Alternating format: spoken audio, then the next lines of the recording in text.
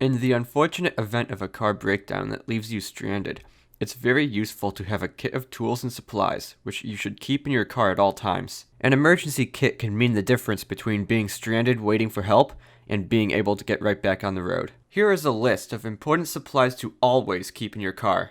Jumper cables, roadside flares, spare tire and jack, first aid supplies, bottled water, granola or energy bars, small tool kit, a flashlight, car escape tools such as a seatbelt cutter and a window breaker, road maps, blankets and extra clothing, especially for colder climates, a car fire extinguisher, antifreeze, a roll of duct tape, washer fluid, paper towels or rags, 2 quarts of oil, and a no-spill gas can.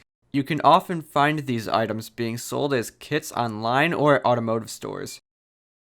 If you find yourself stuck on the side of the road and can't receive immediate help, a kit containing these items will prove very useful.